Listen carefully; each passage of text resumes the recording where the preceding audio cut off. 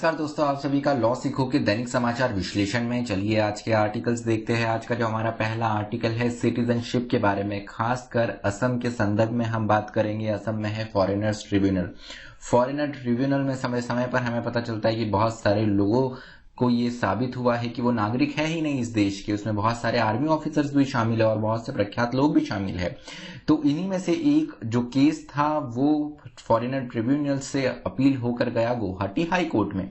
Guwahati high court ने हाल ही में एक बहुत ही प्रोग्रेसिव प्रगतिशील जजमेंट दिया है, तो उस बारे में हम इस बारे में बात करेंगे। साथ ही साथ जो फॉरेनर्स एक्ट है उस बारे में भी हम चर्चा करेंगे, उससे जुड़े हुए कुछ केस है उस बारे में भी हम बात करेंगे।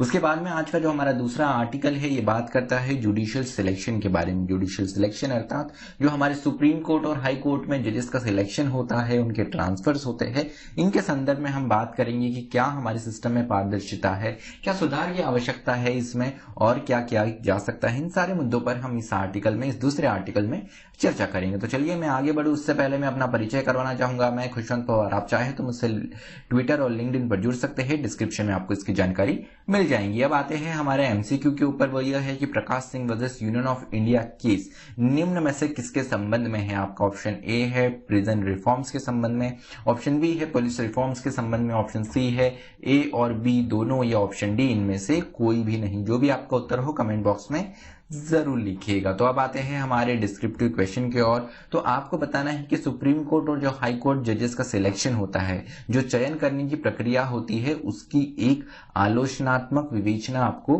करनी है। तो आप आपका उत्तर 250 शब्दों में लिख सकते हैं। अब आते हैं हमारे पहले आर्टिकल की ओर। तो आज का जो हमारा पहला आर्टिकल है ये बात करता है कि गुवाहाटी हाई कोर्ट ने हाल ही में असरुद्दीन केस में एक जजमेंट दिया है कि फॉरेनर्स ट्रिब्यूनल के द्वारा जो एक्स पार्टे जजमेंट दिया गया था इसे गलत ठहराया गया है गुवाहाटी हाई कोर्ट ने अपने इस जजमेंट में। तो इस जजमेंट में जो मुख्य बात की गई वो स्पेशल सिग्निफिकेंस ड्रॉ करता है, specially in reference with Assam over citizenship. तो असम राज्य में बहुत सारे इलीगल माइग्रेंट्स हैं। अगर हम देखें तो सरकार ने जो आंकड़े दिए हैं, मिनिस्ट्री ऑफ होम अफेयर्स के द्वारा जो आंकड़े दिए गए हैं, गृह मंत्रालय के द्वारा, उनके अनुसार करीब 63,000 से ज्यादा लोग यहाँ पर इलीगल है, इलीगल फॉरेनर्स यहाँ पर डिक्लेयर किए गए हैं। मतलब असम की अगर पॉपुलेशन देखे तो उसका 62% जो है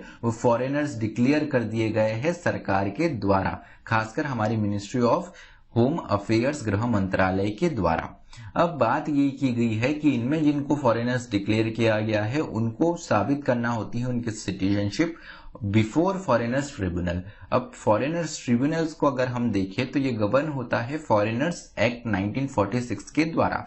1946 का कानून है, मतलब देश से आपको पता चलता है कि ये हमारी आजादी के पहले का कानून है। तो यहाँ पर सिटीजनशिप प्रूव करने का एक मौका मिलता है, रिप्रेजेंटेशन मिलता है। हालांकि ये औपनिवेशिक काल का कानून है तो इसमें बहुत सारी विसंगतियां होना लाजमी है। अब इस कानून का जो प्रोविजन है वो ये कहता है यहाँ पर कि provision of this act was never mean to apply to the people who were once considered citizen. अब यहाँ पर हम इस कानून का इस्तेमाल किस लिए कर रहे हैं?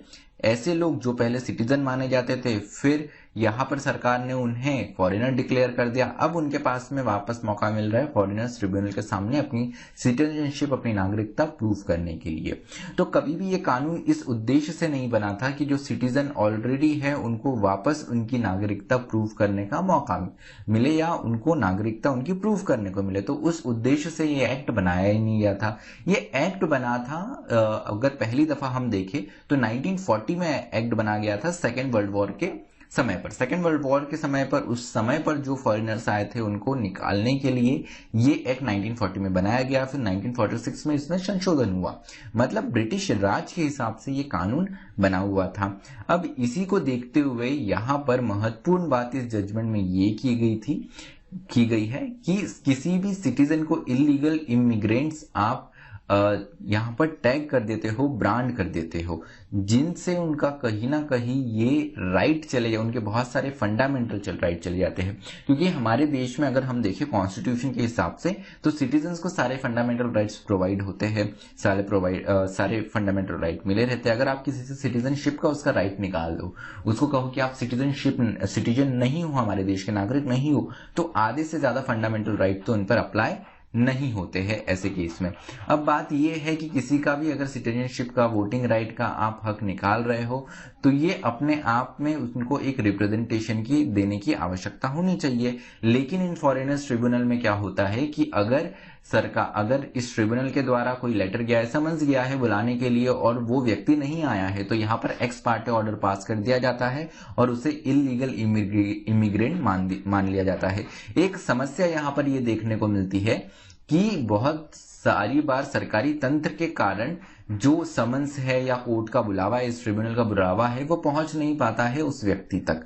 अब इस समस्या से जूझने के लिए यहाँ पर एक नया एक्ट आया था, illegal immigration determination by tribunals act 1983, लेकिन इसको चैलेंज कर दिया गया था सर्बानंद सोनोवाल के द्वारा।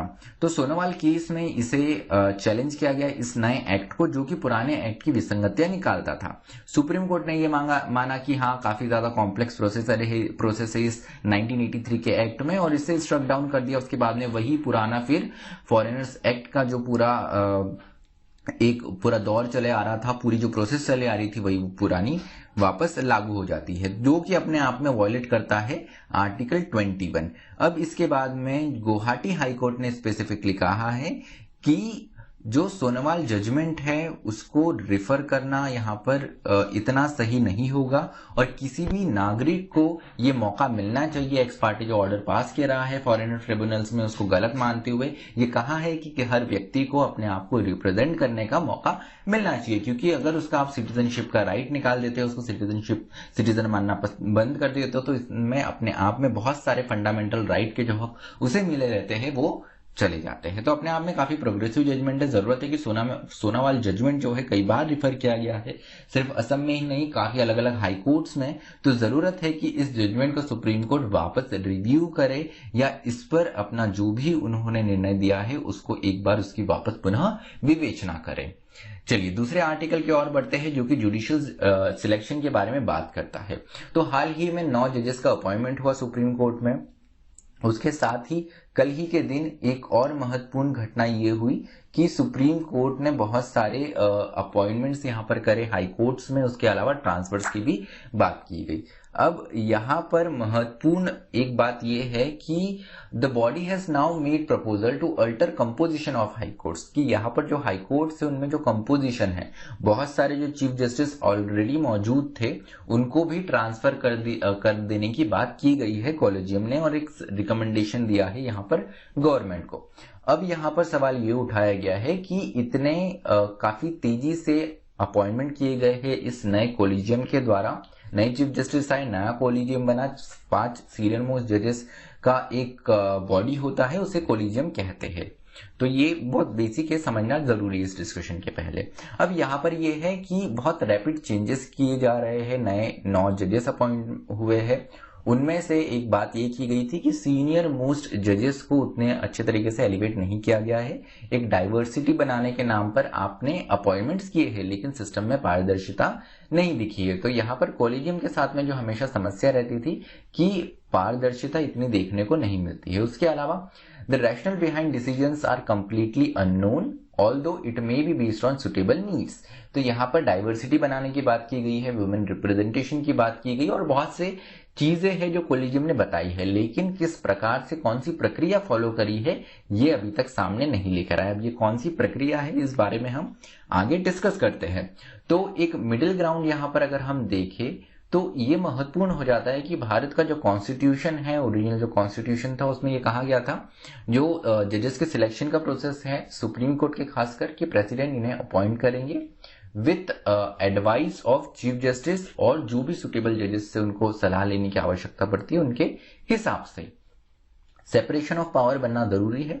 न्यायपालिका में एग्जीक्यूटिव कार्यपालिका की कम से कम दखलंदाजी होनी चाहिए, ये बात अपने आप में सही है। उसके अलावा the question on how to maintain sovereign function on appointments and ensuring independent judiciary like the republic. उसके अलावा हम जिस डेमोक्रेसी में रहते हैं, हम जिस यहाँ पर लोकशाही में रहते हैं, लोकतंत्र में रहते हैं, उसमें ये भी जरूरी है कि जुडिशरी जैसी महत्वपूर्ण पिलर, महत्वपूर्ण बॉडी में जो अपॉइंटमेंट हो रहे हैं ये अपने आप में पूर्ण रूप से निष्पक्ष और स्वतंत्र हो, जो कि हमें कोलिजियम सिस्टम में देखने को नहीं मिलता है। इसके पीछे प्राइमेसी टेस्ट ये बताया गया है कि जब सेकंड जजेस केस हुआ 1993 का ये केस है, जिसमें सुप्रीम कोर्ट ने कहा कि एक सिस्टम होगा, कोलिजियम होगा और वही जजेस को रिकमेंड करेंगे यहां पर प्रेसिडेंट को अपॉइंटमेंट के लिए। नहीं तो उससे पहले यहां पे सरकार क्या करती थी।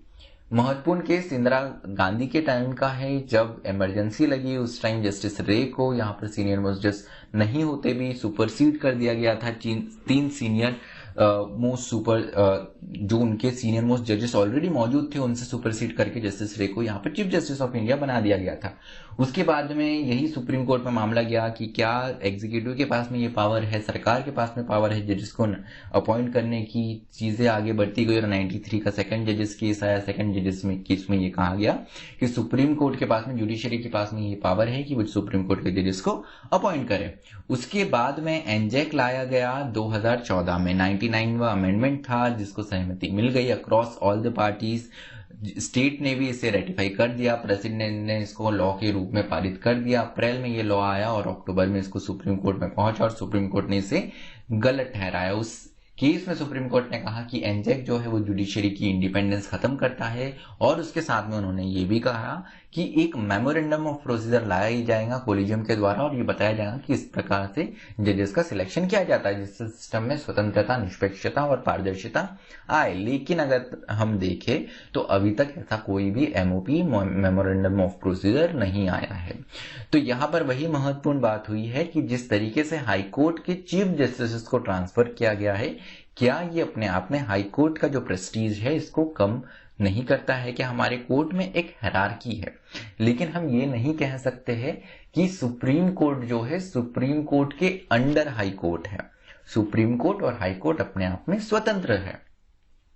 यहां पर हाँ, सुप्रीम कोर्ट के जो जजमेंट्स है वो हाई कोर्ट को उनके प्रेसिडेंट मानने पड़ते हैं, लेकिन ये कहना कि सुप्रीम कोर्ट के अंडर हाई कोर्ट है ये कहना गलत होगा हमारे संविधानों के प्रिंसिपल्स के हिसाब से। तो जरूरी है कि अगर कोलिजियम ऐसा कर भी रहा है तो एक प्रोसेस के थ्रू करे, सिस्टम में पारदर्शिता लाते हुए ये बताए कि जो निर्णय लिए जा रहे हैं वो किस रैशनल पे लिए जा रहे हैं, इसके पीछे रीजनिंग क्या है।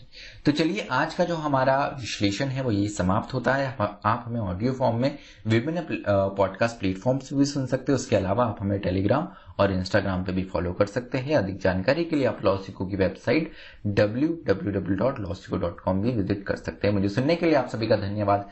Thank you. Stay tuned to लॉसिको।